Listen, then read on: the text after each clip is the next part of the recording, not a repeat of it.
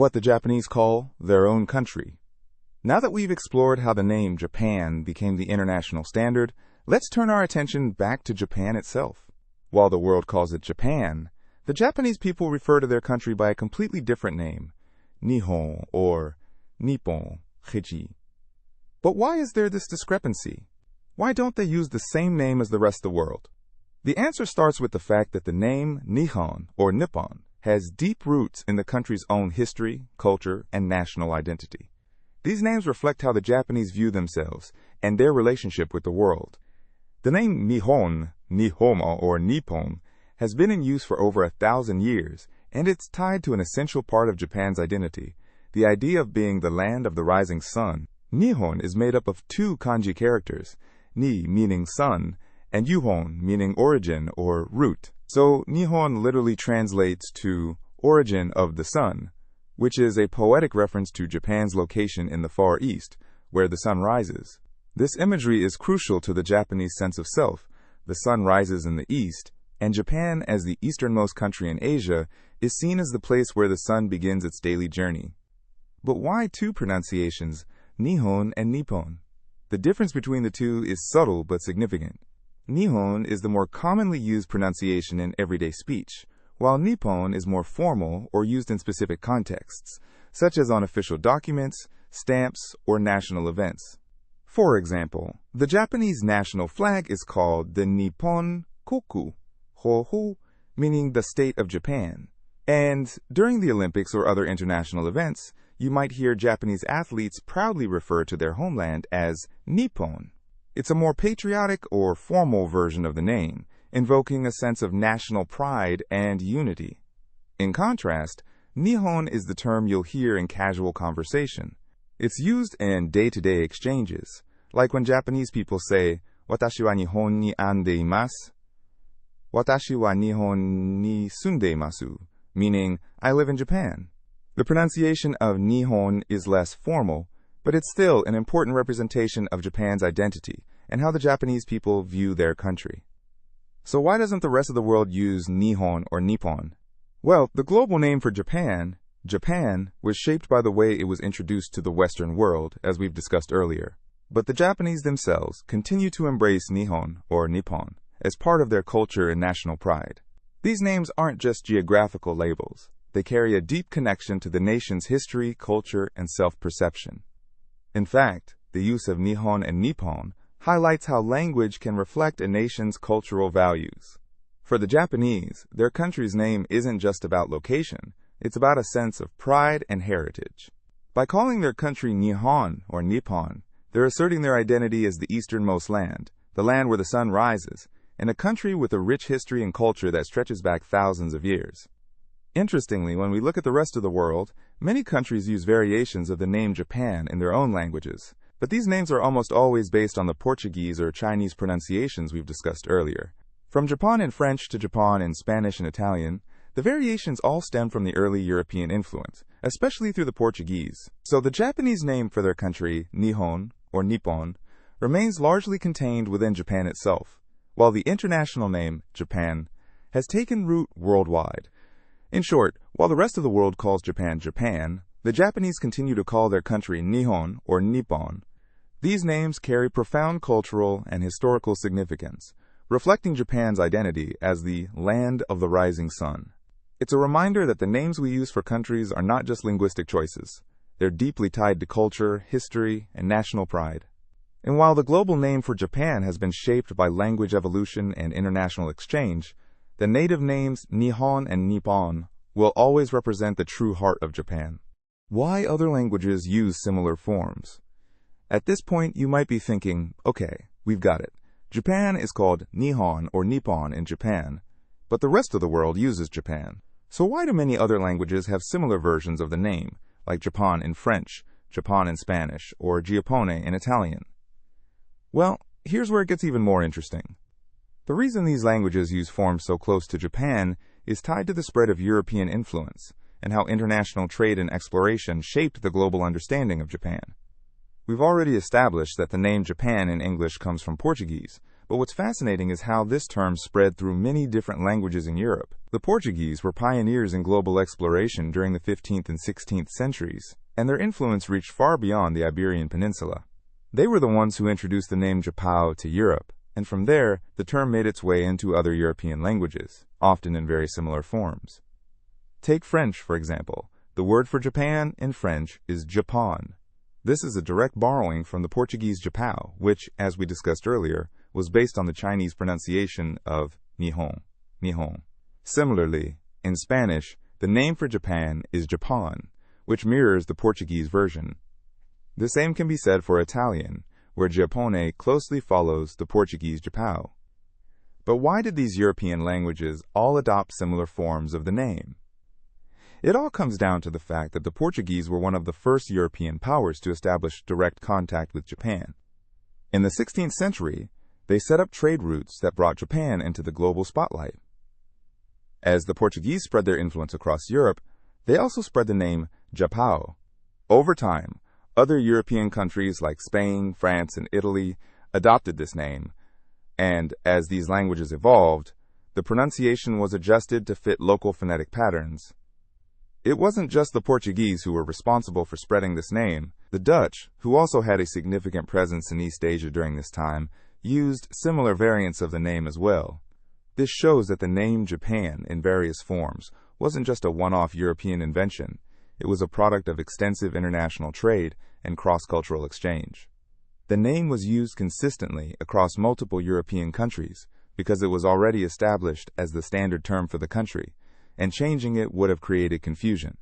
As the world became more interconnected through maritime exploration, a single, unified name for Japan became a convenient way for Europeans to refer to the country. The spread of the name Japan didn't stop in Europe. As European colonial powers expanded their reach globally, they took the name with them. This meant that even in regions outside of Europe, like in Southeast Asia, the name Japan was commonly used in local languages. In many cases, the name was adapted to the phonetic systems of different languages, but the root of the name remained the same. For example, in the Malay language, the name for Japan is Japang or Japun, which is derived from the same Portuguese Japão. The influence of Portuguese explorers and traders was so significant in Southeast Asia that their version of the name became the standard in the region. Similarly, in Arabic, the name for Japan is Yapan, Yaban, which is another variation of the Portuguese form, further demonstrating how the name spread globally through Portuguese colonial routes. What's particularly interesting about this spread of the name is that even though the Japanese themselves call their country Nihon or Nippon, the version of the name that became widespread internationally wasn't based on the Japanese pronunciation at all. Instead, it was the result of a long chain of linguistic adaptations and cultural exchanges. By the time the name Japan reached English, it had already passed through so many stages of linguistic change that it was too embedded in European languages to be replaced by the Japanese Nihon or Nippon. So why do so many languages use forms that are so close to Japan? It's a result of European maritime exploration, early trade routes, and the Portuguese's pivotal role in introducing the name to the West. The name Japan, or its variations, became a standard term in European languages, and as the world became more interconnected, it spread globally. What started as the Portuguese Japão became the global name we all use today. In the end, the spread of the name Japan across so many languages shows just how much history, trade, and cultural exchange shaped the way we refer to places. While the Japanese themselves continue to use Nihon or Nippon, the rest of the world, thanks to European explorers, has adopted a version that reflects a fascinating journey of linguistic evolution. What this tells us about language and culture. Now that we've traced the fascinating journey of how Japan got its name in English and why other languages follow a similar pattern, it's time to step back and reflect on what this story really tells us about language, culture, and how names carry meaning beyond just words. This isn't just a linguistic puzzle, it's a glimpse into how history, geography, trade, and even perceptions shape the world's understanding of a country and its identity. First, let's talk about the power of language. The way we name things reflects how we see them. In the case of Japan, the name Japan has a long history tied to the way other cultures, primarily China and Portugal, heard and interpreted the country's name. It wasn't just about what was most accurate or what the people of Japan called their own country. It was about how others interacted with Japan and how those interactions were communicated. The name we use today has been passed through different filters of pronunciation, trade, and cultural exchange. The global spread of the name Japan tells us how language doesn't just serve as a neutral tool for communication, it also serves as a bridge for understanding between cultures. But language also reflects power dynamics. The fact that Japan's name in the English-speaking world is derived from Portuguese rather than the native Nihon or Nippon tells a story about the Portuguese and other European powers' dominance in global exploration, trade, and diplomacy during the 16th and 17th centuries. For much of the world's history, names weren't determined by the people of the country itself, but by those who had the power to interact with and document those countries. European explorers, cartographers, and traders were the ones who decided what to call foreign lands, and their names, in many cases, became entrenched in global usage.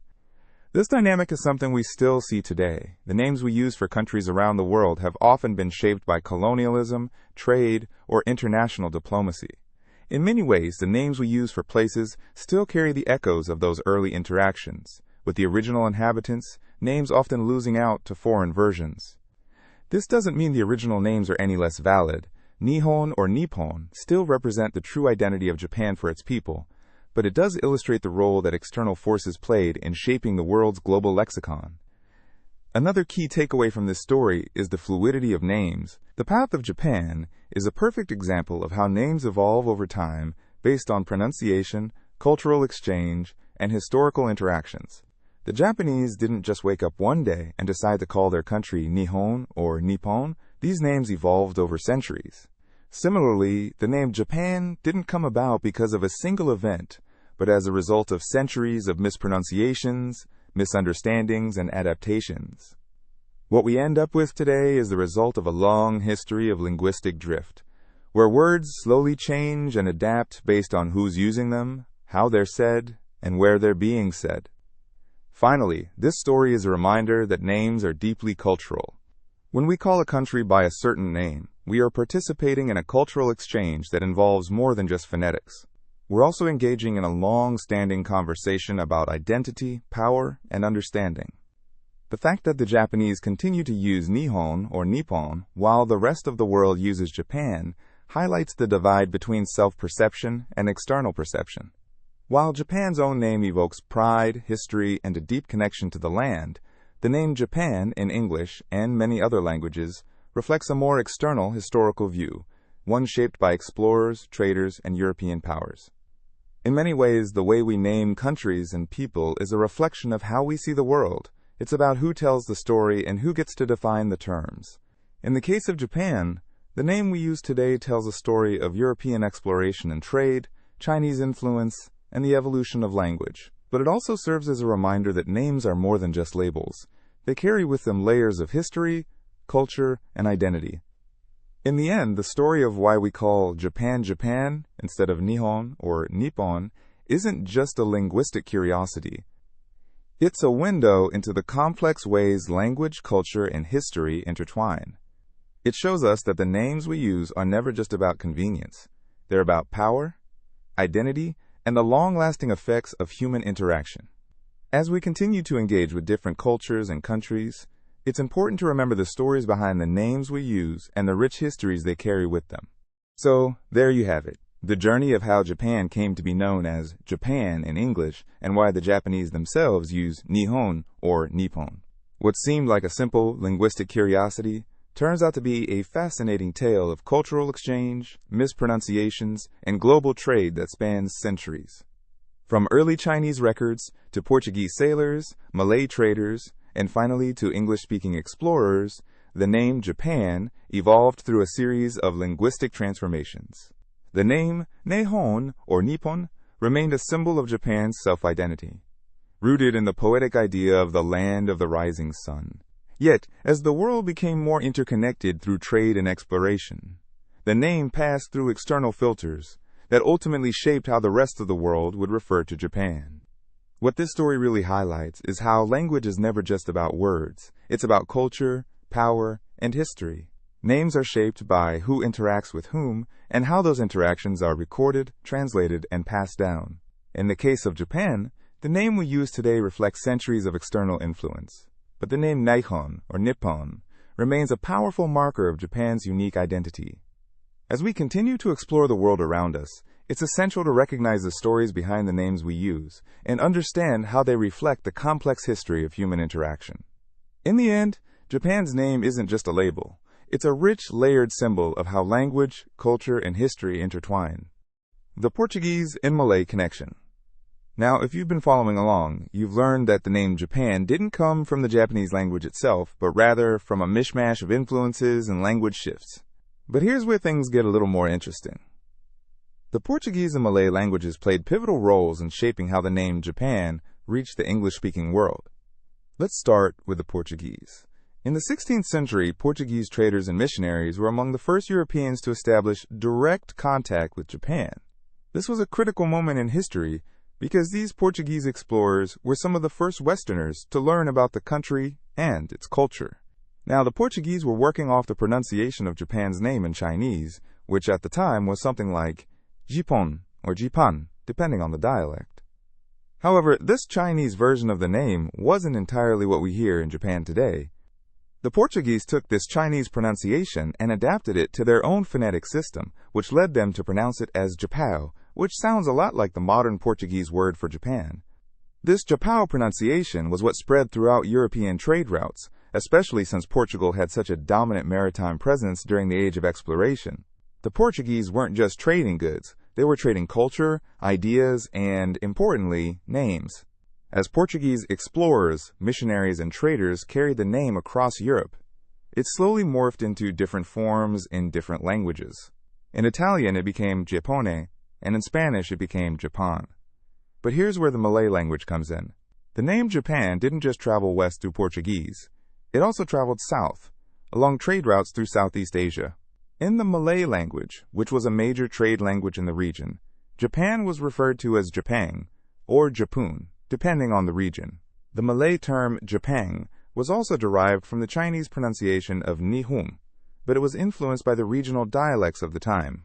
Now, when the Portuguese came into contact with the Malay-speaking world, they were already using the word Japão. The Portuguese pronunciation had already spread, and Malay speakers adapted it into their own language as Japang or Japun. When you look at this path, it's clear that Japang or Japun served as an intermediary between the Portuguese Japão and the English term Japan. This Malay version of the name helped make its way to other languages, including English. The name spread via trade routes that connected Europe and Southeast Asia, and as European powers like Portugal and the Netherlands established their presence in the region, they brought this name back to their homelands. The English, in turn, adopted the name Japan from the Portuguese and Malay versions. It's also worth noting that the Portuguese influence wasn't just about the name itself. Portuguese traders and missionaries helped lay the groundwork for European understanding of Japan, its culture, and its people. They were the bridge between the East and the West, and as a result, the name they used to refer to the country became the one that stuck in Europe. So why didn't the name Nihon or Nippon make it into the English language? Well, it wasn't for lack of trying. The Portuguese had already established Japão as the standard, and when it got to England, it was too late for anything else to take hold. The name had already been shaped by the Portuguese and Malay versions, and by the time English-speaking explorers, merchants, and mapmakers started using it, Japan was already the established term. To sum it up, the Portuguese and Malay played critical roles in the spread of the name Japan. The Portuguese adapted the name from Chinese, and the Malay language served as a kind of middleman, bridging the gap between East and West.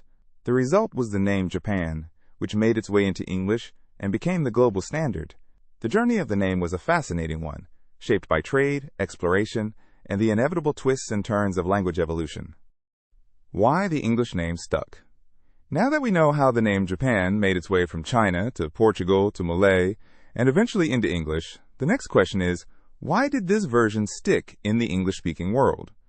Why didn't Nihon or Nippon take root in English, especially when they were the names used by the Japanese themselves?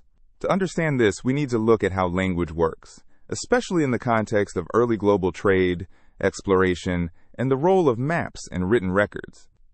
Language, at its core, is about convenience and communication. When the Portuguese first introduced the name Japão to Europe in the 16th century, it wasn't just about the word itself. It was part of a larger process of cultural and economic exchange. The Portuguese were one of the earliest European powers to establish contact with Japan, and they had a strong foothold in Southeast Asia. Their influence on European trade routes meant that the name Japão traveled quickly across the continent. Once a term enters the lexicon of explorers, traders, and mapmakers, it tends to stick, simply because people are already familiar with it. Maps, for example, played a huge role in solidifying names. Once cartographers started using Japan on their maps, whether they were Portuguese, Spanish, or later English, this version of the name became standardized. Think about it. Once a name is printed on maps, in atlases, and in official documents, it starts to feel official. People don't question it anymore. This process is how many geographical names become entrenched in languages around the world. Once Japan was on maps, it became the name everyone used. In addition to maps, travelogues, letters, and reports from explorers also contributed to the name's popularity. When early European explorers like Marco Polo, who though he didn't visit Japan, wrote about Chipangu, a name derived from the same linguistic roots, and later Portuguese traders mentioned Japan, they were using the name Japão. As these accounts were translated and disseminated across Europe, the name Japan became firmly associated with the country. Another reason Japan stuck is that it was phonetically more accessible to English speakers than Nihon or Nippon. When foreign names are adopted into English, they often undergo a transformation to fit English phonetic patterns. Nihon or Nippon would have been a bit of a mouthful for early English speakers, and it wouldn't have flowed as easily in conversation. On the other hand, Japan rolled off the tongue more easily, especially for people unfamiliar with Japanese or Chinese phonetics. Language evolution tends to favor simplicity and ease of use, which is why Japan became the version of the name that stuck. But perhaps the most significant factor was the momentum already created by the Portuguese and later European traders and explorers. By the time the English were interacting with Japan more directly in the 17th century, the name Japan was already well established in European discourse. It was on maps, in books, and in the stories told by explorers and traders. At that point, adopting the name Nihon or Nippon would have been a hassle. It was too late to change the name once it had been standardized. It's important to remember that names aren't just about linguistic accuracy. They're also about social and cultural adoption. When a name is adopted into a language, it's not always about getting it right. It's about the flow of communication and the social structures that influence that flow. The Portuguese and Spanish versions of the name became so well embedded in European consciousness that, by the time the English took it on, there was no going back. In short, the English name Japan stuck because it was already embedded in European trade, exploration, and mapmaking. It was easier for English speakers to use than Nihon, and by the time the English came into direct contact with Japan, the name was already part of their linguistic and cultural fabric. The name had gained too much momentum to be replaced, and over time, it became the global standard. The role of Chinese pronunciations. To fully grasp why Japan became the common name in English, we need to take a step back and explore the pivotal role played by Chinese pronunciations in shaping the name. Remember, the earliest interactions with Japan came through China, and the Chinese language played a major role in how Japan was perceived and named by neighboring cultures and eventually by Europeans. The name Japan is not a direct translation of Nihon, Nihon/Nippon, but rather an adaptation of how the Chinese pronounce those characters. In Mandarin, Japan is pronounced something like ribbon, Jai meaning sun, and Jai meaning origin. But the key point here is that the pronunciation of Ochi in various Chinese dialects significantly influenced how the country was named in other languages. The phonetic shifts from Chinese to Portuguese, then to Malay, and finally to English are what ultimately gave us Japan. The Chinese language itself offers an interesting linguistic twist when it comes to how Japan's name evolved. In ancient Chinese, Japan was often referred to as Stolei, which was the character used to describe the island nation in earlier Chinese texts, including the Records of the Three Kingdoms, 3rd century. But as we know, the Japanese eventually rejected this name because of its negative connotations, and they adopted Nihon, or Nippon instead. But the Chinese, having first established the term, continued using Shitori to refer to Japan in their historical records for a long time. As Chinese became the main language of communication and trade in the region, It naturally influenced the way Japan was named in neighboring regions like Korea, Vietnam, and Southeast Asia. These regions adopted their own versions of the Chinese pronunciation, which was then passed on to Europeans. In particular, the Wu and Min Chinese dialects, spoken in regions like Fujian, were key in the development of the name. Min and Wu dialects pronounced Nihon ways that sounded similar to Zebangu or Jipengu, pronunciations that influenced how the name would be recorded by European explorers, particularly the Portuguese. So, when the Portuguese came into contact with Japan, they weren't hearing Nihon or Nippon in its Japanese form. Instead, they were hearing the Chinese pronunciations of Nihon, which, again, were closer to Jipan or Jipon, and that's what they adapted into Japao. The Portuguese sailors then passed on this term, which was subsequently picked up by other European traders and cartographers. At this point, the name Japan was firmly rooted in Chinese phonetics and regional dialects. In fact, much of Europe's early knowledge about Japan came through Chinese intermediaries, and their influence was strong enough that the name Japan spread throughout Europe, replacing any potential alternative local names. By the time it made its way into English, the name had already been adapted from Nihon through the filtered pronunciations of Chinese, Portuguese, and Malay. This process of Chinese linguistic influence didn't just shape the name of Japan, but also the way Europeans viewed and categorized Japan. The names they used for places and people were often based on what they heard from Chinese intermediaries or from the people they encountered along trade routes. In this case, the Chinese pronunciations of Nihon played a crucial role in how the country was ultimately named in English, and those early mishearings and adaptations stuck, forming the name Japan that we use today. What's fascinating here is how one language, Chinese, could act as both a barrier and a bridge in shaping the global perception of a country. The early Chinese name for Japan, Wakan, was eventually replaced by the Japanese Nihon or Nippon, but the Chinese influence on Japan's name didn't end there. It was the phonetic legacy of Chinese dialects, passed through Portuguese and Malay, that gave us Japan, a name that persists to this day in English and many other languages. So even though Nihon is what the Japanese call their country, it was the Chinese dialects that ultimately shaped the name we all know and use globally. Linguistic drift and map usage. By now you've seen how the name Japan evolved through multiple languages and cultures. But how did it solidify and become the common term used in the English-speaking world? This is where something called linguistic drift comes into play, along with the crucial role that maps and printed records had in cementing the name. Linguistic drift refers to how words and names change over time due to pronunciation, ease of use, and cultural exchange. In the case of Japan, the name underwent multiple shifts as it passed from one language to another. Starting from the Chinese ribbon, ye, which was pronounced in various ways depending on the region, the name was adapted through Portuguese, Malay, and other languages. But once it reached English, it underwent further modifications to fit the phonetic patterns of the language. The shift from Jipan, or Jipan, to Japan was a natural, simple change in pronunciation, but this change stuck for several reasons. The first factor here is how trade, exploration, and communication were handled in the 16th and 17th centuries. In those days, maps weren't just tools. They were the ultimate authority when it came to geography. Cartographers were some of the first people to document foreign lands and their names. Early European explorers like the Portuguese, Spanish, and Dutch traveled to Japan, and they brought back knowledge of the country, including how to pronounce its name. These maps, which were often printed and distributed across Europe, used the name Japão from Portuguese, or variations of it, which eventually became Japan in English. The printing press and widespread publication of maps in the 16th century also played a major role in shaping the name's usage. Early European maps, such as those produced by Portuguese and later Dutch explorers, had already adopted the term Japan for the country. These maps were widely circulated and consulted by not just explorers, but also scholars, merchants, and the general public. By the time the English came into direct contact with Japan in the 17th century, the name Japan was already entrenched in the European understanding of the country.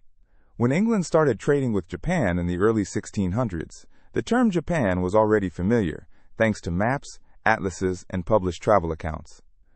In essence, once a name is printed on a map, it becomes official in the eyes of the public. Imagine the world before Google Maps.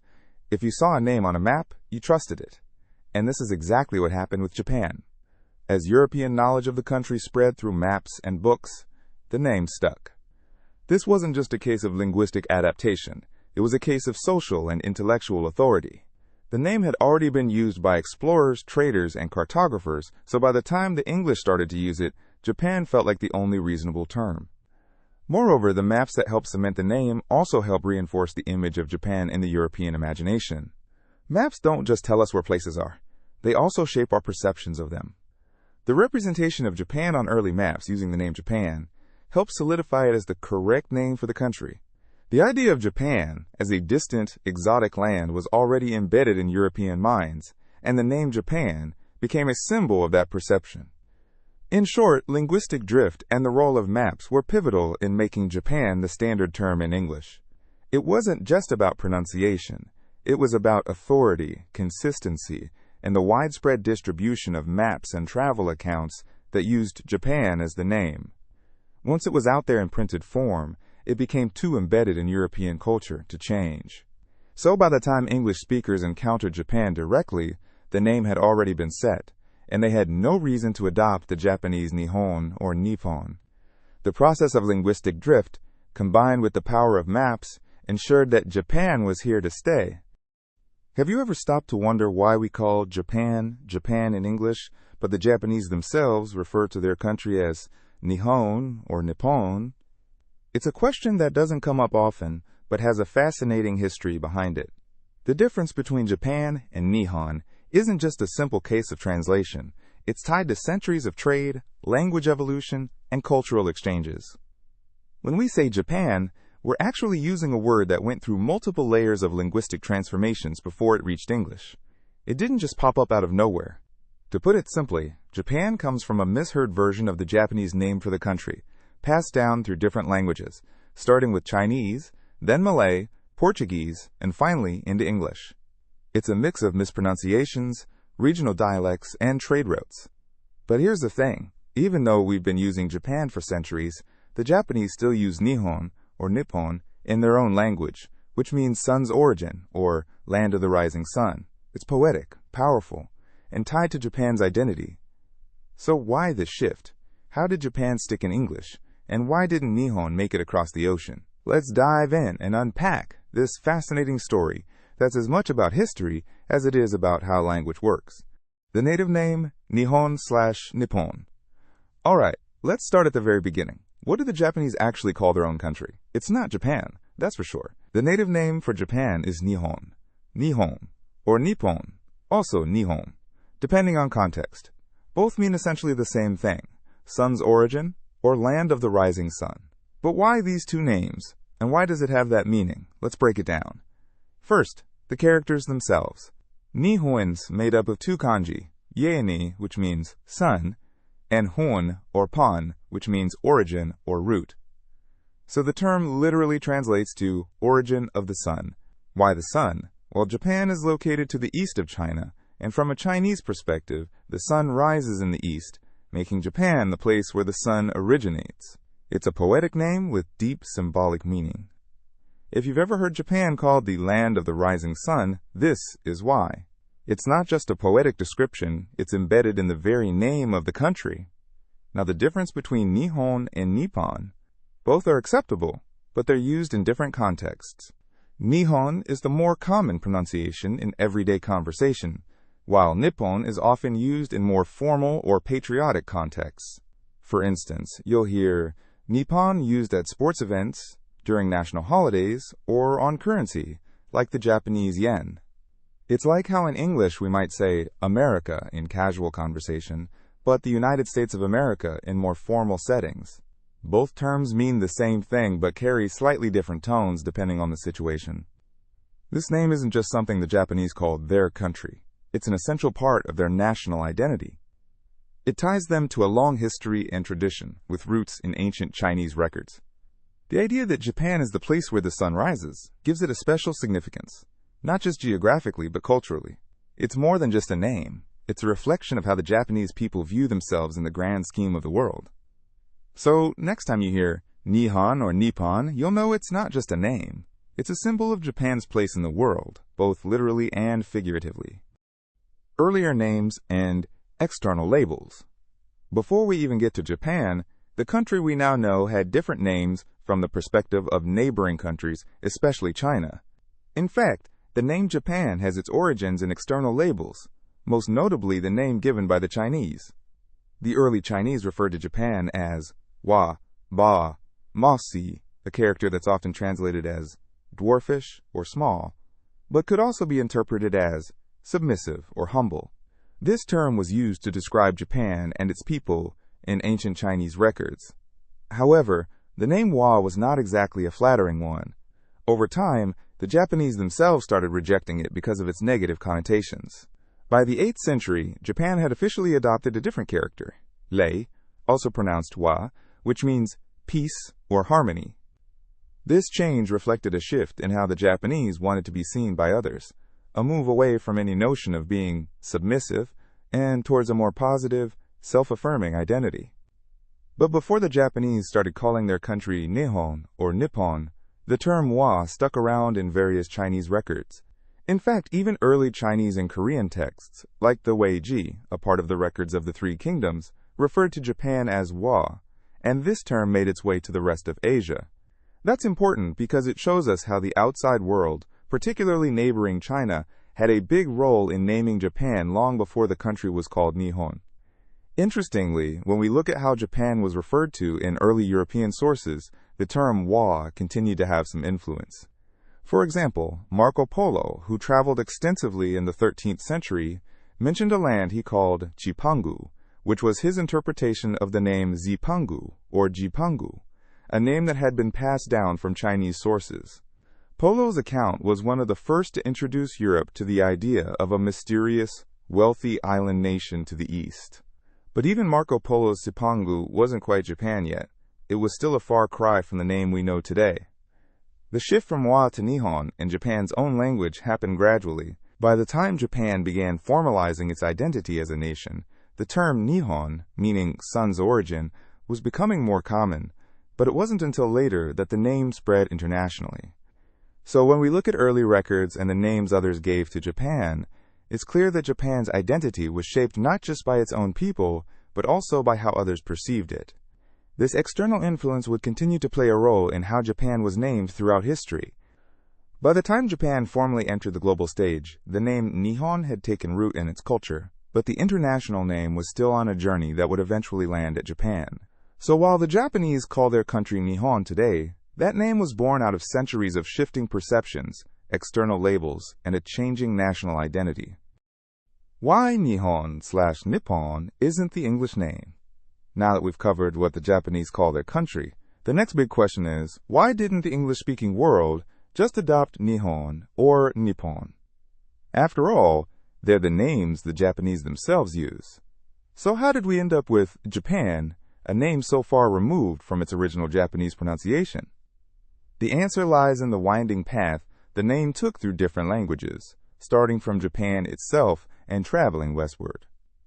The story begins with early contact between the Japanese and the Chinese. As we mentioned in the previous chapter, Japan's name in Chinese was Weiye, Archi, and this influenced the way other neighboring countries, including Korea, referred to Japan. But things started to shift when European explorers and traders began to make their way to the east. The Portuguese were some of the first Europeans to establish regular contact with Japan in the 16th century. During this period, Portuguese sailors and traders encountered a variety of local dialects, but most importantly, they were exposed to the Chinese pronunciation of Nihon, Nihon, Nippon. In Mandarin Chinese, the name for Japan was something close to Jipon or Jipon, depending on the region, which was already a bit of a departure from the original Japanese pronunciation. The Portuguese, in turn, adopted this pronunciation and began using a version that sounded like Japão, which closely resembled the way the word is pronounced in Portuguese today. But it didn't stop there. The Portuguese were major players in maritime trade, and they spread the name Japão to other parts of Europe, including Italy and Spain. In these languages, it evolved into Japone and Japon, respectively. These names, based on the Portuguese pronunciation, spread across Europe and were eventually adopted by the English language as well. So from Portuguese Japão came the English version of Japan. At the same time, traders from other European countries like the Dutch and the English started encountering the Portuguese term Japão and began using their own variations. In English, the term Japan first appeared in the early 16th century in works such as The Travels of Marco Polo, though he recorded it as Chipangu, based on Chinese sources. Over time, this name morphed into the form we use today, Japan. According to research from linguistic historians, the pronunciation of Japan in English is a phonetic adaptation of the term used by the Portuguese, shaped by the specifics of European languages and dialects at the time. So why didn't the English adopt Nihon or Nippon? One simple reason is that language evolution often follows the path of least resistance. When names are passed along through trade, exploration, and cultural exchange, they tend to adapt to the phonetic patterns of the receiving language. The Portuguese, being early players in the trade with Japan, set the stage for how the name would be adopted in the West. By the time the name Japan had reached English, it was already well established in other European languages. The reality is that language often takes unexpected turns. The original Japanese name, Nihon, didn't make the cut for the English-speaking world because the name had already passed through too many linguistic filters. And by the time it reached England, the name had been shaped into a form that made more sense for English speakers and stuck. In the end, it wasn't about a conscious decision to abandon the Japanese name. It was simply a case of how the name evolved as it made its way through different languages. The Portuguese pronunciation Japão was the one that traveled the farthest, and that's why we call Japan, Japan in English today.